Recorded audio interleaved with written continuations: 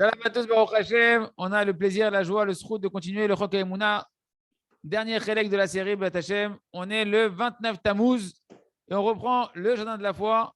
Dans les moyens, comment acquérir la foi? Et bien évidemment, un moyen incontournable pour acquérir la foi, c'est bien évidemment l'étude de la Torah. Par l'étude de la Torah, Gdosha, on mérite de briser toutes les hérésies, d'accord, tout le manque de Emunah qui est dans le cœur d'un homme. Et en réalité, quand on parle d'hérésie, quand on parle d'apikorsut, d'un hérétique, etc., en général, on pense, nous, c'est quoi? On dit, c'est quoi un hérétique? C'est quelqu'un qui ne croit pas du tout à Hachem. Il ne croit pas du tout dans le Créateur. Le Créateur, il n'est pas là. Le monde, il s'est créé tout seul. Shem Shmor, toutes sortes de bêtises que la science, elle veut te faire avaler, etc. Aval Behemet. Il nous dit le Rav. Ce que nous apprend Rabbi Nathan, ce que nous apprend les Tzadikim Amitim. Même celui qui croit dans le Créateur. Ken. Eh bien, en réalité, il peut avoir encore à l'intérieur de lui plein de manières de penser et plein de raisonnements qui sont contre la Emouna, qui sont contre la foi. Et ces pensées qui sont tordues. J'ai pas de son, je t'entends pas. J'ai aucun son.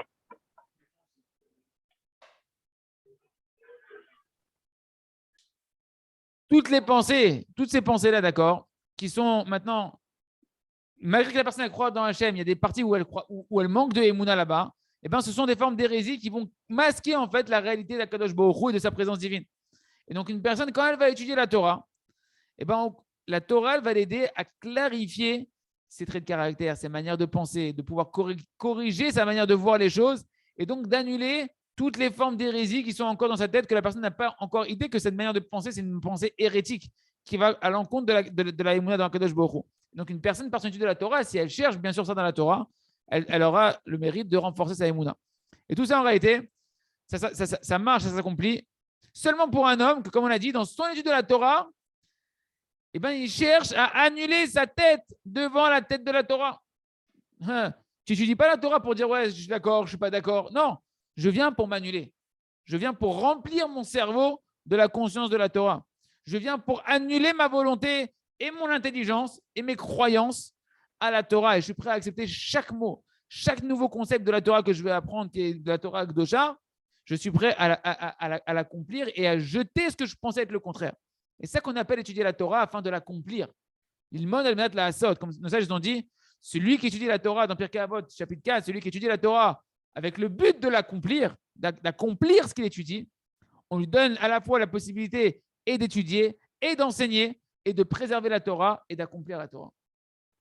Et lorsqu'une personne maintenant elle se fatigue dans la Torah de chercher à comprendre ce qu'il étudie, alors, il nous dit Rabbi Nachman de Bressan, écoutez Moharan, dans l'enseignement numéro 101, il nous dit qu'un homme il périt de sortir de son visage obscur, ce visage comme ça qui est fermé, qui est de ramma comme ça.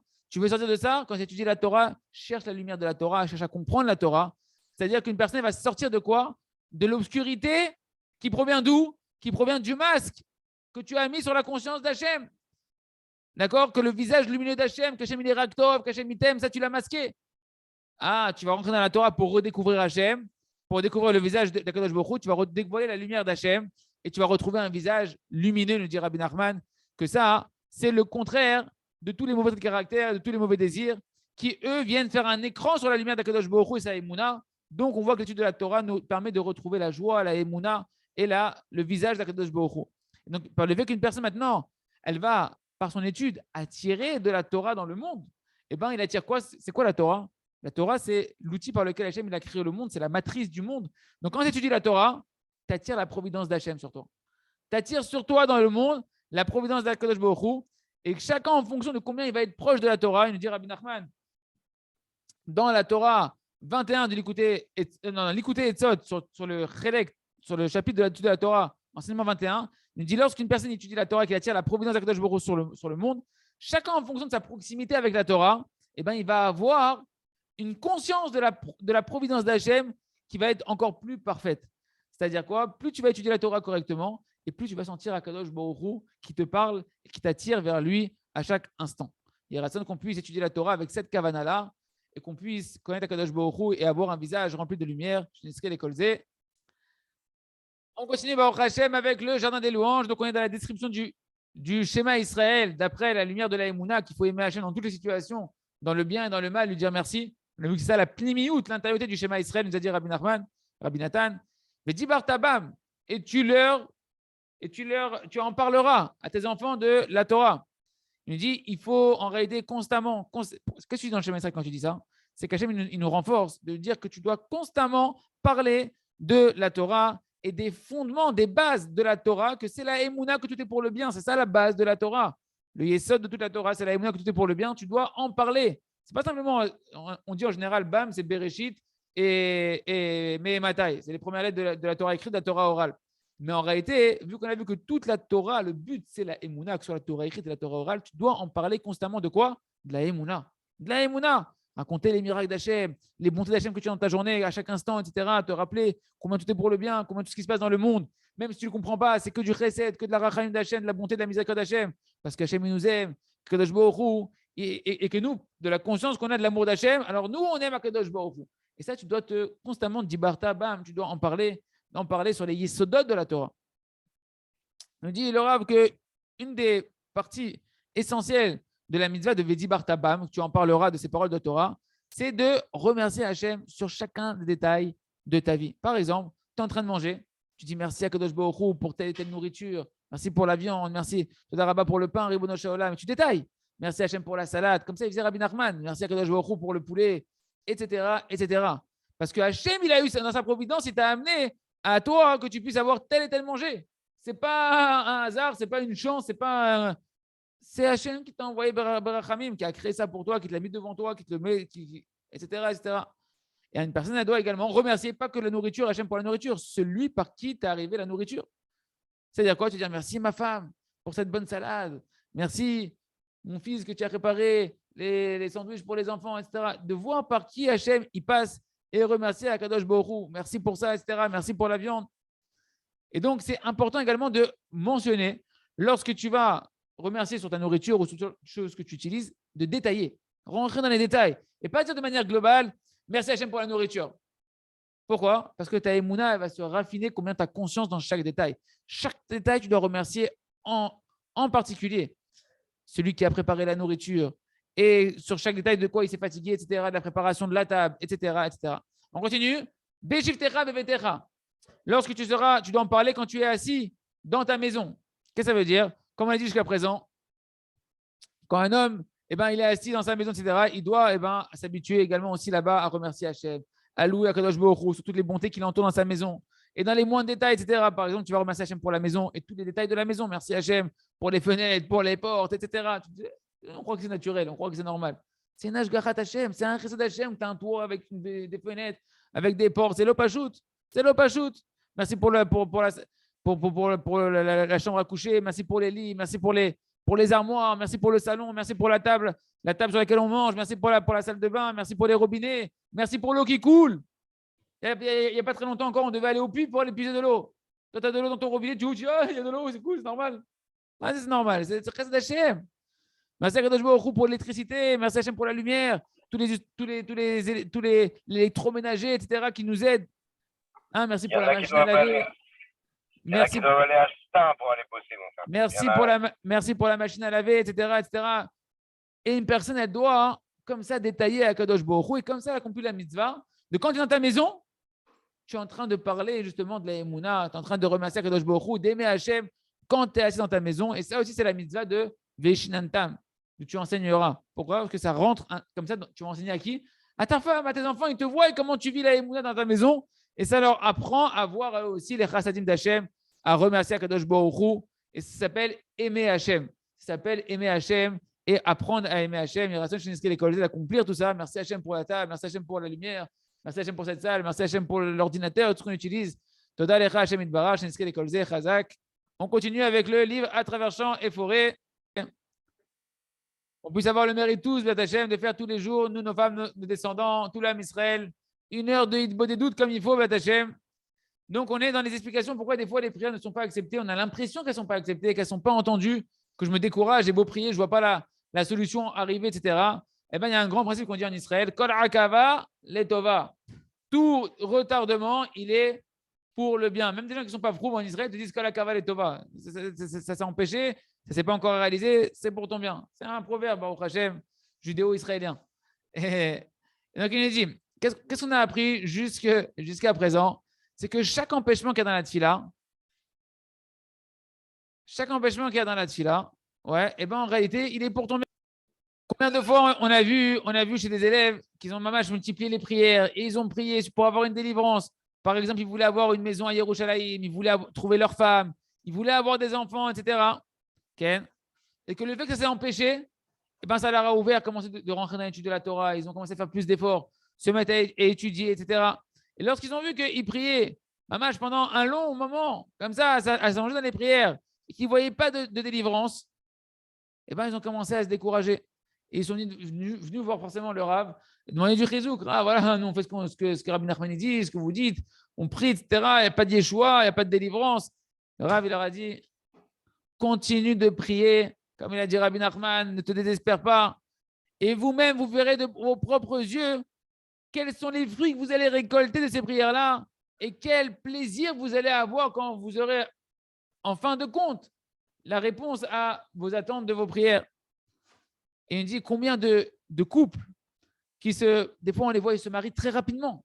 Pas de difficulté, ils sont mariés jeunes, ils se sont rencontrés, pas de prière, rien du tout. Sans empêchement, sans multiplier les prières. Et tu vois que aussitôt mariés, aussitôt les problèmes, ils arrivent. Et aussitôt, ils sont divorcés. C'est quoi cette folie?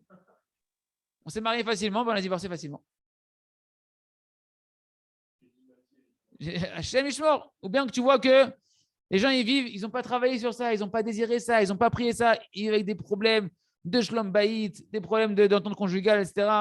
Ils sont obligés après d'aller courir beaucoup d'heures dans les champs et les forêts pour crier à Kadosh Baruch Hu, de réparer ce qui a été tordu. Tandis que tu vois que ceux qui ont mis beaucoup de temps à se marier, que leurs zivouk, ils n'ont pas forcément trouvé immédiatement et qu'ils ont multiplié les prières. Alors on ne demande pas d'avoir beaucoup de temps. On ne demande pas on ne souhaite pas à chacun d'avoir beaucoup de temps avant de trouver sa femme ou son mari, mais de multiplier les prières. Prépare tout ça. Prépare des prières. Et ceux que tu vois qu'ils ont préparé leur mariage avec beaucoup de prières, quand au final ils se sont mariés, et ben ces prières-là leur sont venues en aide pour affronter tous les empêchements qu'il peut y avoir dans la vie d'un couple. Et que tout s'est transformé, les empêchements, les méniot, et sont transformés les empêchements en irimot. C'est les mêmes lettres, en douceur. Ils ont mérité d'avoir shlom bayit, une grande bracha, etc. Pareil pour les enfants.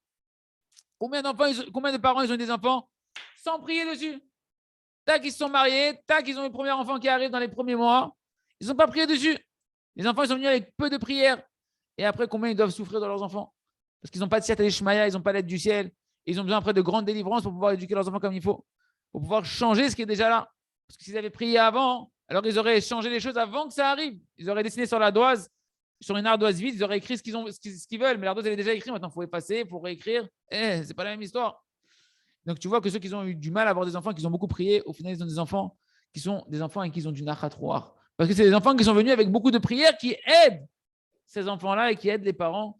Donc, de comprendre, les amis, qu'on ne doit pas se décourager quand on voit l'attente de nos prières se réaliser et d'avoir conscience que de ça ne sortira que des bonnes choses pour nous. Be'ezrat Hashem. Et on sera tous là en train de remercier Kadosh Baruch Hu. Donc, dès maintenant, continuez à prier et à prier en sachant qu'on n'est que gagnant à 100%. On continue avec le jardin de la sagesse, le conte du sage et du simple de Rabbi Nachman, avec nos deux philosophes qui sont devenus complètement hérétiques, qui ne croient pas dans le tzaddik. Et nous, quand on est en train d'apprendre que la émouna dans le tzaddik, tout dépend de ça. Tu ne peux pas croire dans Hachem véritablement sans croire dans les tzaddikim et dans le tzaddik de la génération. Du fait qu'on a vu que la émouna dans le tzaddik, c'est quelque chose d'indispensable, que tout dépend de ça, Alors, c'est comme ça. Et ben, automatiquement, on sait que les efforts, la difficulté, elle est en fonction de la valeur de ce que tu convoites. Comme c'est une chose qui est extrêmement précieuse, et ben c'est la chose la plus difficile pour les êtres humains et pour les juifs. De se soumettre au tzaddik de la génération. Tu vois ça avec Moshe, tu vois ça avec Yosef. Toujours, le tzaddik, c'est une épreuve pour l'homme Israël de s'y soumettre.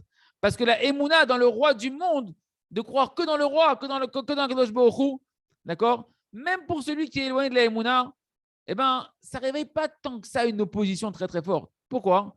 Parce que le Créateur, il est loin, entre guillemets, il est loin, il est caché, tu ne le vois pas. D'accord? Et donc, automatiquement, toute personne qui est normale, il peut accepter d'une certaine manière qu'il y a un Dieu qui est sur toute la terre, etc. Bon, je ne le vois pas, de toute façon, je fais un peu ce que je veux, vu que j'ai l'impression que je suis tout seul, etc. Je m'arrange comme je veux. Mais de croire qu'il y a un tzaddik, de croire qu'il y a un être humain, d'accord? De chair et de sang comme toi et moi, mais qui n'a rien à voir avec toi et moi, qui a un niveau démesuré entre toi et moi. Ken, qui est des milliards de fois plus grand que toi.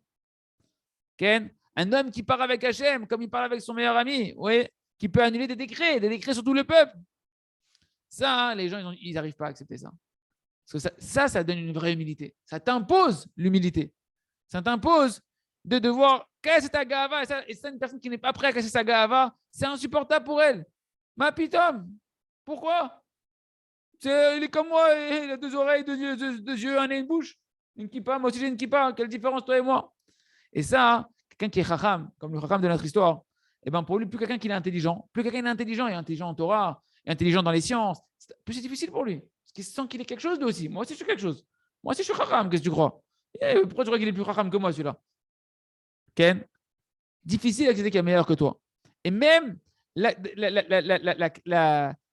métiout, la réalité du créateur, Ken, il nous dit, bien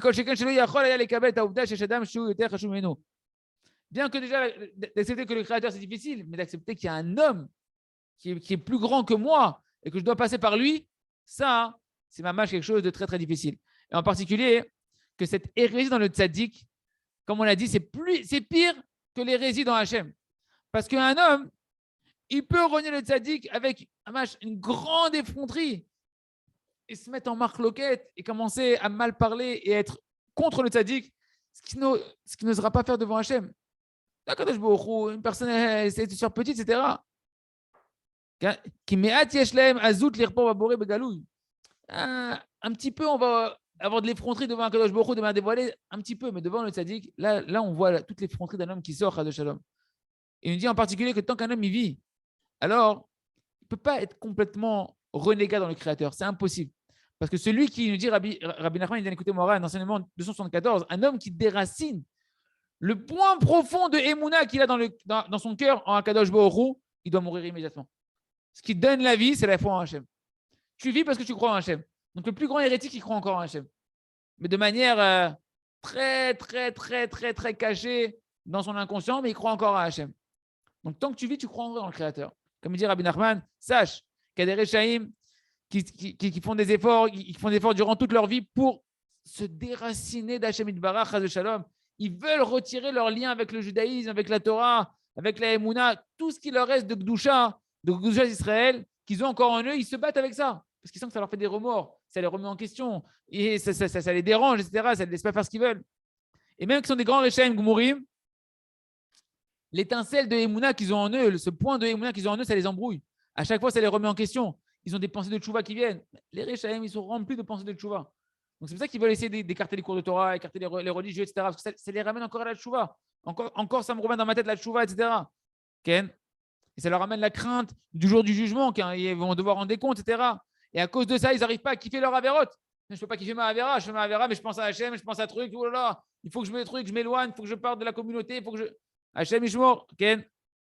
C'est pourquoi qu'est-ce qu'ils font? Ils désirent et ils font des efforts pour pouvoir arriver à une hérésie totale. Ils se tordent l'esprit, Chas v'Shalom, pour ne pas croire, pour pouvoir être tranquille et anesthésié dans le cerveau, faire ce que je veux sans me remettre en question, Chas v'Shalom. Comme ça, pour plus avoir de doute et être tranquille. Mais pour arriver à ça, il dit Rabbi Nachman, il faut un effort énorme. Il faut de nombreuses années, Chas v'Shalom, que Dieu nous en préserve. Ken. Pourquoi? Parce que le judaïsme, ce qui est en nous, la neshama qui est à l'intérieur de nous, elle ne nous laisse pas de repos. Elle est constamment en train de nous ramener vers le bien. Il y a constamment des voix dans notre tête qui veulent nous ramener vers le bien. Et sache, il nous dit que s'il y en a parmi eux qui arrivent à faire des grands efforts jusqu'à arriver à cette hérésie totale, Chas v'Shalom, où ils n'ont plus du tout de doute sur la vérité, qu'ils pensent qu'ils ont la vérité, que c'est tout le contraire de la vérité, immédiatement, ils meurent. Et ils voient la vérité. Tu veux croire que ta vérité, c'est le contraire d'Hachem? Si tu arrives à déraciner ça, tu meurs. Pourquoi tu meurs? Pour retourner à la vérité. Parce que quand tu meurs, tu retournes directement à la vérité, tu sors du mensonge de ce monde-là. Donc, qu'est-ce qu'on a vu en fait? Que de renier Hachem, c'est quasiment impossible. Parce que tu as toujours cette émouna qui te donne la vie. Par contre, de renier le tzaddik, ça oui, c'est possible. C'est beaucoup plus facile. C'est beaucoup plus facile. Il y a Kadosh Baruch Hu nous aide à prier sur ça, de ne pas renier les tzaddikim, de chercher les tzaddikim, de chercher le tzaddik amitié de la génération, le dirigeant véritable de la génération, et de se soumettre aux tzaddikim, de respecter chaque tzaddik, tous les tzaddikim et Hachem, et comme ça on puisse renforcer notre émouna dans Akadosh Baruch Hu, une émouna véritable dans Akadosh Baruch Hu. On termine avec le Sefer Chadash al Tzion Ta'ir Ven Yizke Kolano Limer Aleoro Hashem. Donc, on est sur ce fameux chapitre du travail du sommeil, les amis. Il n'y a que Hachem qui donne la vie. Jusque-là, on avait des calculs simples. Qu'est-ce que je gagne, d'accord, d'après la droiture d'esprit, avec le sujet du sommeil, d'accord, qu'un homme, il est enfoncé profondément dans le sommeil. Ken. Et on se rend compte qu'en réalité, il se cache ici quelque chose, une intelligence extraordinaire sur la Emouna qui se cache dans le travail du sommeil. Que le sommeil, en réalité, c'est une illusion. Le sommeil, c'est une illusion, la grande illusion. Un homme, il pense que le sommeil, ça le vitalise, qu'il pense que le sommeil, ça le renouvelle, ça lui redonne des forces. Et il vit dans le mensonge. Parce que c'est Hachem Yitbarach qui donne les forces et la vie. Il n'y a que lui qui donne la vie, qui redonne les forces le matin. Ce n'est pas le sommeil, ce n'est pas une prise de sommeil. Tu n'es pas en train de te brancher. Je me suis branché au lit. Le lit m'a redonné des forces. Ah putain. Hachem Yitbarach, dans sa bonté, c'est lui qui te renouvelle chaque instant, qui renouvelle le monde chaque instant et qui a dans ses mains la possibilité de renouveler quoi? Les forces d'un homme, l'intelligence d'un homme, la capacité cérébrale de comprendre les choses et sa émouna et sa foi. Donc, qu'est-ce qu'on a appris? On a appris d'une part que le sommeil, c'est la mort. C'est 1/60 de la mort. Tu perds ta vie. Tu perds ta vie à dormir. Est-ce qu'un homme, c'est possible pour lui que la mort, elle va donner la vie? Si le sommeil, c'est la mort, comment la mort, elle peut donner de la vie? La mort, elle ne peut pas donner de la vie. Il n'y a que Hachem qui donne la vie.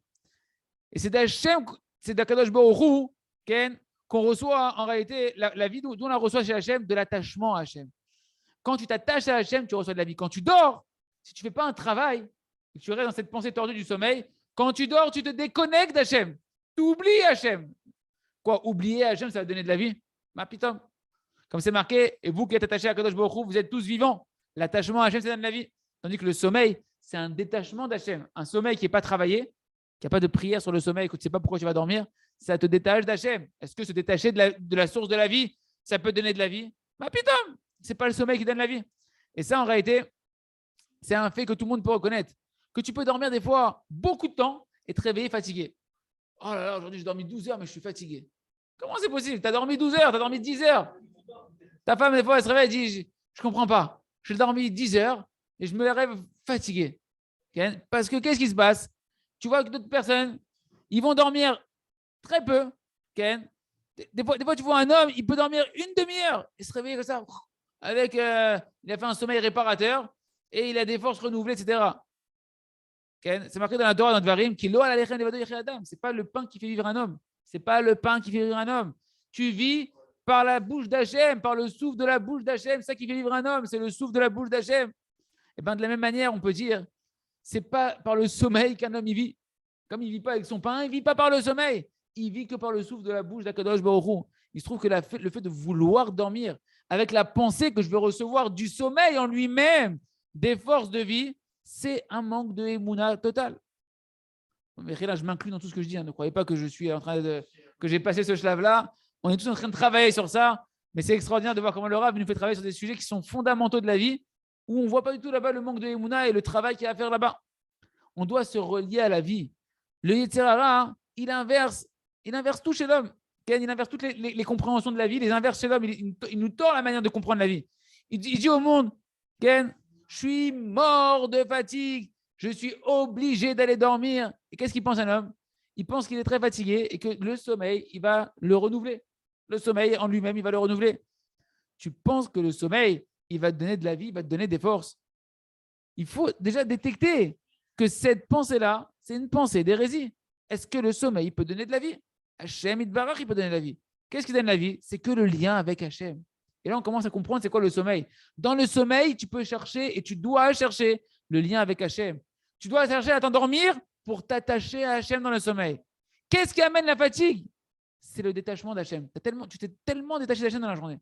Tellement encore un manque de Emouna, encore une Avera, encore un truc, encore un machin, qu'à la fin, le bonhomme, il est détaché d'Hachem, il est épuisé. Tu n'es plus connecté à la vie, il faut te rebrancher. Arrête. Arrête de te déconnecter, on va te reconnecter à Hachem. D'accord? Et donc, un homme, il doit savoir, il doit comprendre que si un homme il est fatigué, c'est pas à cause d'un manque de sommeil, c'est à cause d'un détachement d'Hachem. Qu'est-ce qui entraîne la fatigue? Chaque moment de la journée où un homme il a oublié Hachem, c'est ça qui entraîne sa fatigue. La fatigue, ce n'est pas une situation physiologique. Mais la fatigue, en réalité, ce sont des souffrances qui viennent comme une punition du ciel pour avoir annulé la mitzvah de la émouna et de l'attachement à Hachem. C'est pour ça que les tzadikim, qui sont très, très, très attachés à Hachem, ils ont besoin de très, très, très peu de sommeil. Le sommeil, ce n'est pas une solution. Parce qu'en réalité, le sommeil, c'est le prolongement du détachement d'Hachem. Ça approfondit le détachement d'Hachem. Je me suis déconnecté, là, je vais complètement fermer les écrans et je vais bien me déconnecter. La véritable solution, c'est de rechercher comment me relier à Kadosh Baruch Hu. D'après la vérité authentique, celui qui est relié complètement à Kadosh Baruch Hu, il peut 24 heures sur 24 servir à Kadosh Baruch Hu. Il n'a pas besoin de dormir du tout comme Moshe Rabbeinu qui est resté 40 jours et 40 nuits, nuit et jour en train de servir à Kadosh Baruch Hu sans manger, sans boire, sans dormir. Et il a fait ça plusieurs fois, Moshe Rabbeinu. La vérité authentique, c'est que chaque chose qui te relie à Kadosh Baruch Hu, c'est quoi? C'est la Emouna, la Torah, la Tfila, le Chesed. Chaque chose qui te relie à Hachem, quand tu vas travailler ta Emouna, ta Torah, ta Tfila, ton Chesed, ça te donne de la vie. Ça te donne de la vie, ça te donne des forces de ne pas être fatigué. Il y a raison qu'on ne soit pas fatigué de la vie en cherchant Hachem dans chaque situation et qu'au contraire, qu'on se vitalise de chaque situation, de chaque respiration, tu peux te vitaliser. Chniske le kolze, chazak, ve nit razek.